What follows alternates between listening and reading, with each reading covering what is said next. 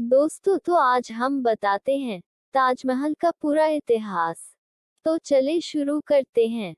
उम्मीद करते हैं अब सबको पसंद आएगा। पूरी वीडियो जरूर देखना।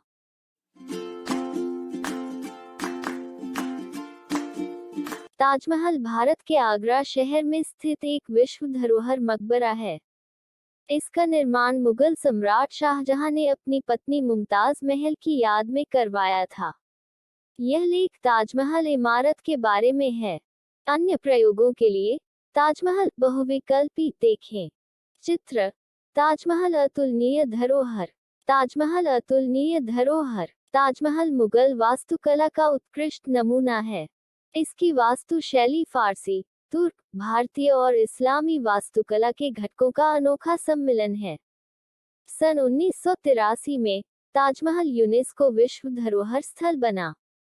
इसके साथ ही इसे विश्व धरोहर के सर्वत्र प्रशंसा पाने वाली अत्युत्तम मानवीय कृतियों में से एक बताया गया। ताजमहल को भारत की इस्लामी कला का रत्न भी घोषित किया गया है।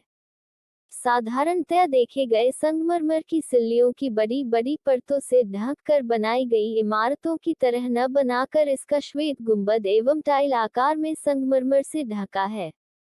केंद्र में बना मकबरा अपनी वास्तु श्रेष्ठता में सौंदर्य के संयोजन का परिचय देते हैं। ताजमहल इमारत समूह की संरचना की खास बात है कि यह पूर्णतया सममितीय है। इसका निर्माण सन 1648 के लगभग पूर्ण हुआ था। उस्ताद अहमद लाहौरी को प्रायः इसका प्रधान रूपांकनकर्ता माना जाता है।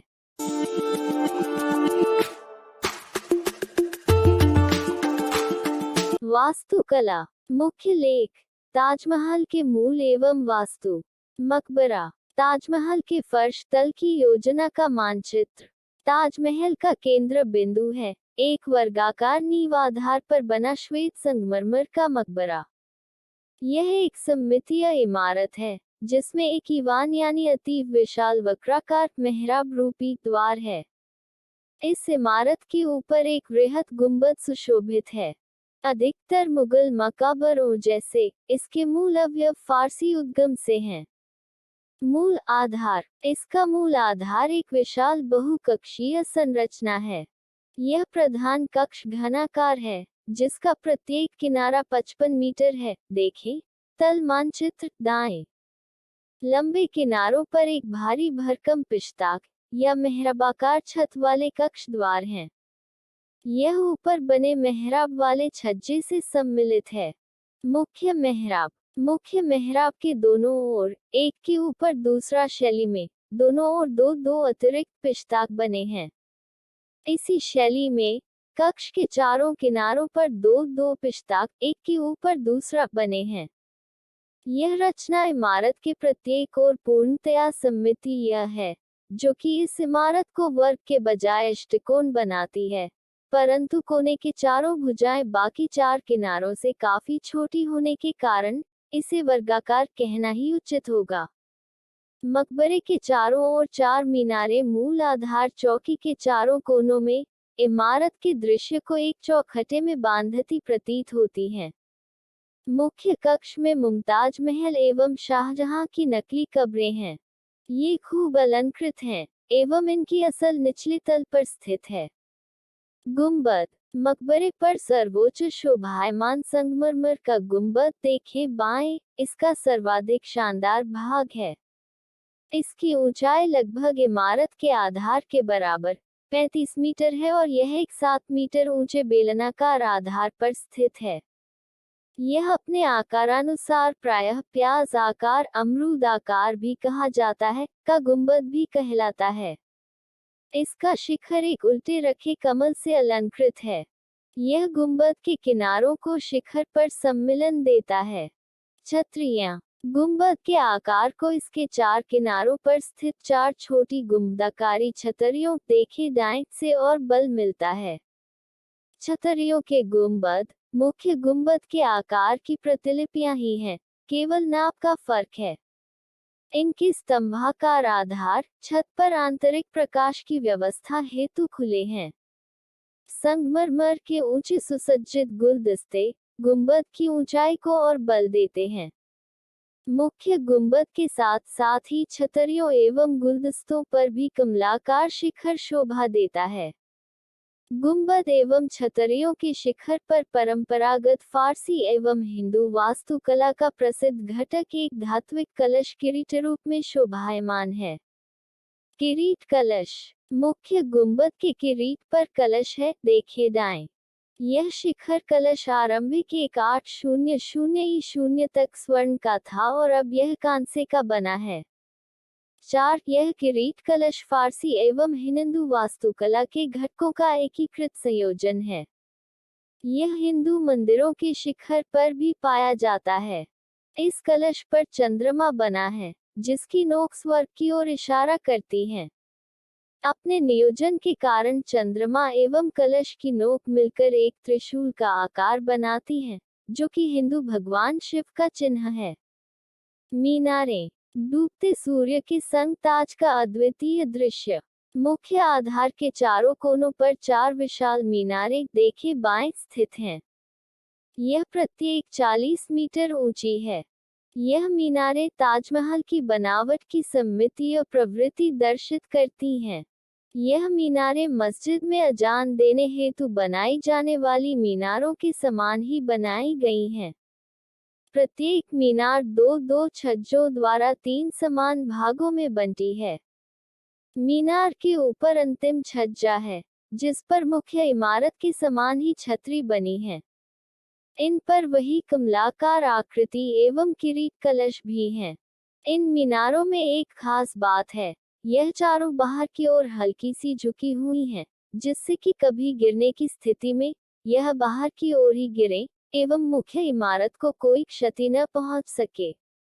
बाहरी अलंकरण। ताजमहल में पाए जाने वाले सुलेखन फ्लोरिड थुलुट लिपि के हैं। ये फारसी लिपिक अमानत खां द्वारा सृजित हैं।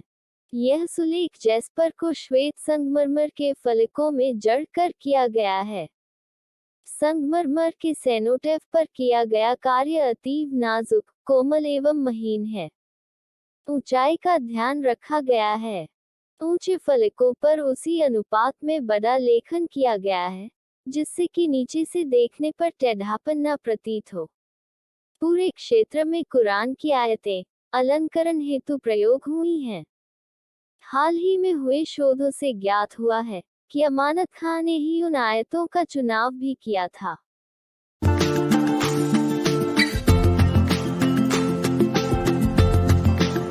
परिसीमित आगरा नगर के दक्षिण छोर पर एक छोटे भूमि पठार पर बनाया गया था।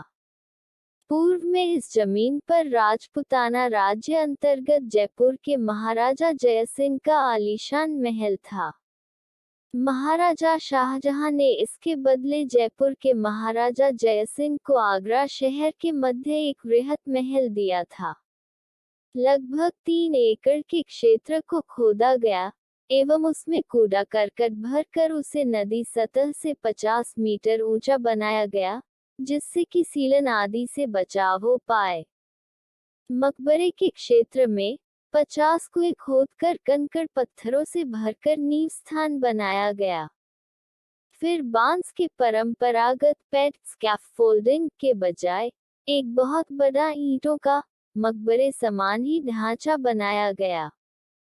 यह ढांचा इतना बड़ा था कि अभ्यात्रिकों के अनुमान से उसे हटाने में ही सालों लग जाते। इसका समाधान यह हुआ कि शाहजहां के आदेशानुसार स्थानीय किसानों को खुली छूट दी गई कि एक दिन में कोई भी चाहे जितनी ईंटें उठा सकता है और वह ढांचा रात भर में ही साफ हो गया। सारी निर्माण सामग्री एवं संगमरमर को नियत स्थान पर पहुंचाने हेतु एक 15 किलोमीटर लंबा मिट्टी का ढाल बनाया गया। 20 से 30 बैलों को खास निर्मित गाड़ियों में जोतकर शिलाखंडों को यहां लाया गया था। एक विस्तृत पैड एवं बल्ली से बनी चरखी चलाने की प्रणाली बनाई गई, जिससे कि खंडों को इच्छित स्थानों पर पहुंचाया गया। नदी से पानी लाने हेतु रहट प्रणाली का प्रयोग किया गया था। उससे पानी ऊपर बने बड़े टैंक में भरा जाता था। फिर यह 3 गौण टैंकों में भरा जाता था, जहां से यह नलियों पाइपों द्वारा स्थानों पर पहुंचाया जाता था। आधारशिला एवं मकबरे को निर्मित होने में 12 साल लगे। शेष इमारतों एवं भागों को अगले 10 वर्षों में पूर्ण किया गया। इनमें पहले मीनारें, फिर मस्जिद, फिर जवाब एवं अंत में मुख्य द्वार बने। क्योंकि यह समूह कई अवस्थाओं में बना, इसलिए इसकी निर्माण समाप्ति तिथि में कई भिन्नताएं हैं। यह इसलिए है क्योंकि पूर्णता के कई पृथक मत हैं। उदाहरणतः मुख्य मकबरा 1643 में पूर्ण हुआ था, किंतु शेष समूह इमारतें बनती रहीं। इसी प्रकार इसकी निर्माण कीमत में भी भिन्नताएं हैं, क्योंकि इसकी कीमत तय करने में समय के अंतराल से काफी फर्क आ गया है। फिर भी कुल मूल्य लगभग 3 अरब 20 करोड़ रुपए उस समयानुसार आंका गया है, जो कि वर्तमान में खरबों डॉलर से भी अधिक हो सकता है, यदि वर्तमान मुद्रा में बदला जाए। ताजमहल को संपूर्ण भारत एवं एशिया से लाई गई सामग्री से निर्मित किया गया था। 1000 से अधिक हाथी निर्माण के दौरान यातायात हेतु प्रयोग हुए थे। पराभासी श्वेत संगमरमर पत्थर को राजस्थान मकराना से लाया गया था, जैस्पर को पंजाब से, हरिताश्म या जेड एवं स्फटिक या क्रिस्टल को चीन से, तिब्बत से फिरोजा, अफगानिस्तान से लेपिस लजूली, श्रीलंका से नीलम एवं अरबिया से इंद्रगोप या कार्नेलियन लाए गए थे। कुल मिलाकर 28 प्रकार के बहुमूल्य पत्थर एवं रत्न श्वेत संगमरमर में जड़े गए थे। एक कलाकार की कल्पना अनुसार ताजमहल का हवाई चित्र। उत्तरी भारत से लगभग 20,000 मजदूरों की सेना अनवरत कार्यरत थी। बुखारा से शिल्पकार, सीरिया एवं ईरान से सुलेखनकर्ता, दक्षिण भारत से पच्चीकारी के कारीगर, बलूचिस्तान से पत्थर तराशने एवं काटने वाले कारीगर इनमें शामिल थे। कंगूरे, बुर्जी एवं कलश आदि बनाने वाले, दूसरा जो केवल संगमरमर पर पुष्प तराशता था, इत्यादि 27 कारीगरों में से कुछ थे, जिन्होंने सृजन इकाई गठित की थी।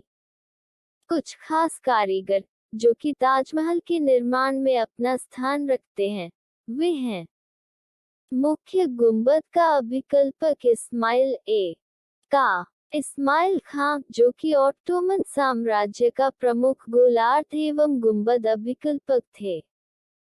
फारस के उस्ताद ईसा एवं ईसा मुहम्मद एफेदी, दोनों ईरान से, जो कि ऑटोमन साम्राज्य के कोचा मिमार सीनान आगा द्वारा प्रशिक्षित किए गए थे।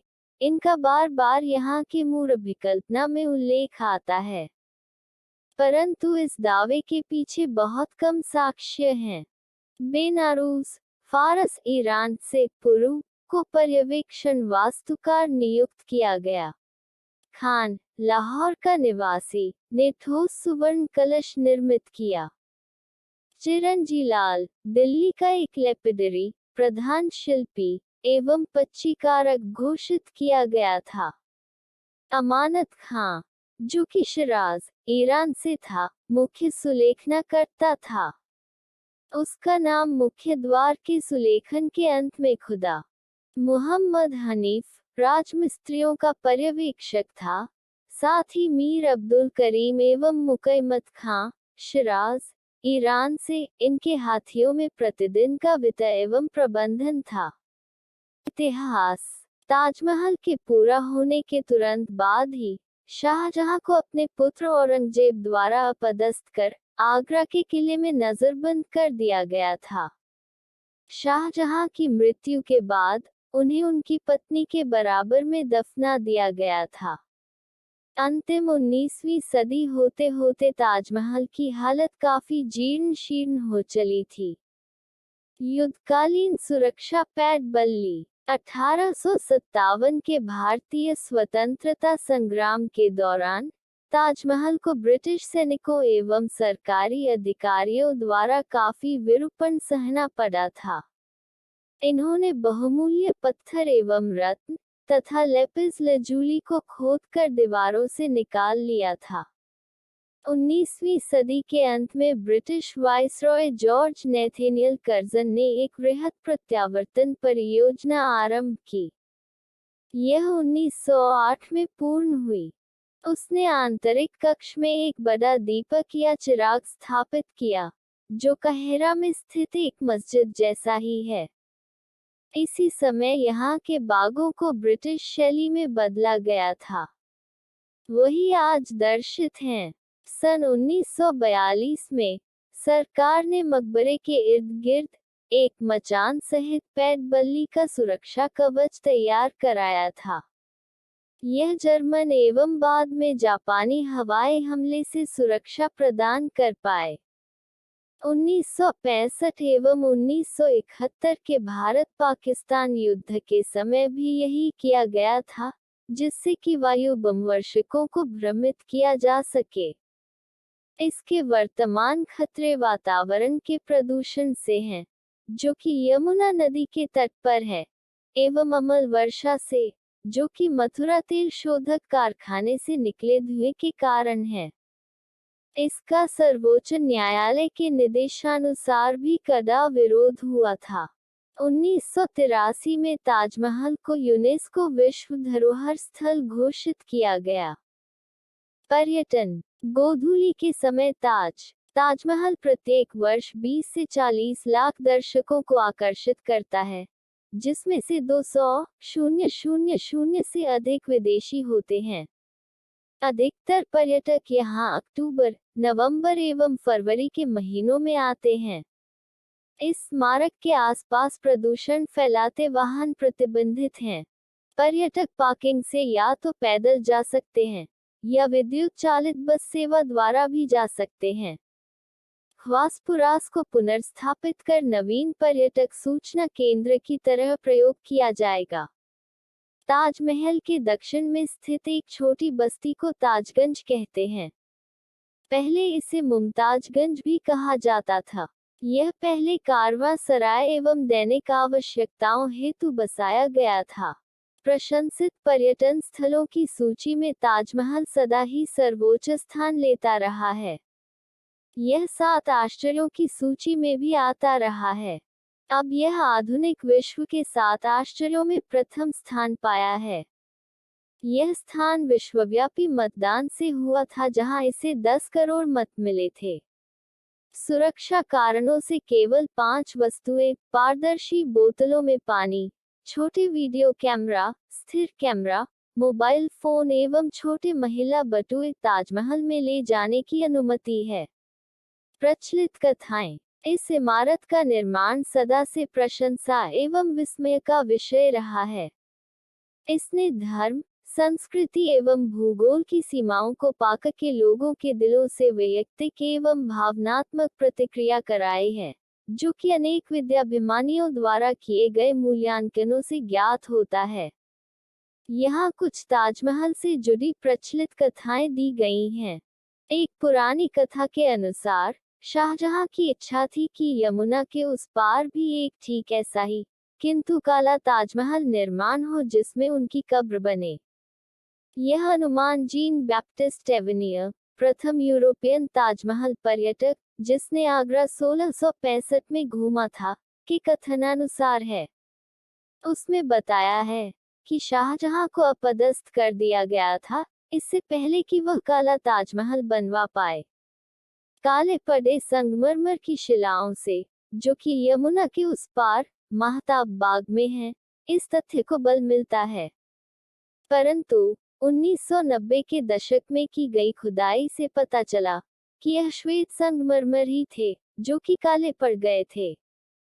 काले मकबरे के बारे में एक अधिक विश्वसनीय कथा 2006 में पुरातत्ववेत्ताओं द्वारा बताई गई, जिन्होंने महताब बाग में केंद्रीय सरोवर की पुनर्स्थापना की थी। श्वेत मकबरे की गहरी छाया को स्पष्ट देखा जा सकता था उस सरोवर में। इससे संतुलन या सममिति बनाए रखने का एवं सरोवर की स्थिति ऐसे निर्धारण करने का की जिससे प्रतिबिंब ठीक उसमें प्रतीत हो। शाहजहां का जुनून स्पष्ट दिखाई पड़ता था।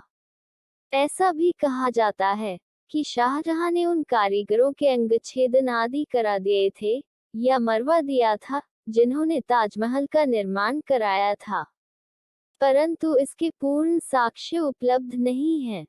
कुछ लोगों का कहना है कि ताजमहल के निर्माण से जुड़े लोगों से यह करारनामा लिखवा लिया गया था कि वे ऐसे रूप का कोई भी दूसरी इमारत नहीं बनाएंगे। ऐसे ही दावे कई प्रसिद्ध इमारतों के बारे में भी किए जाते रहे हैं। हालांकि यह केवल अफवाहें हैं, क्योंकि तत्कालीन किसी भी महत्वपूर्ण काव्य इत्यादियों में इसका उल्लेख नहीं मिलता है।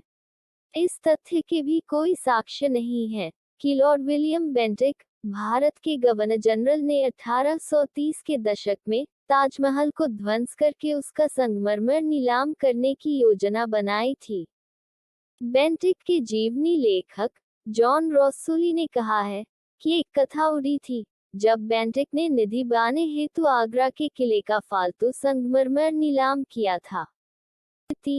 चीन के शेनज़ेन शहर के पश्चिमी भाग में स्थित window of the world theme park में ताजमहल की प्रतिकृति बनी है।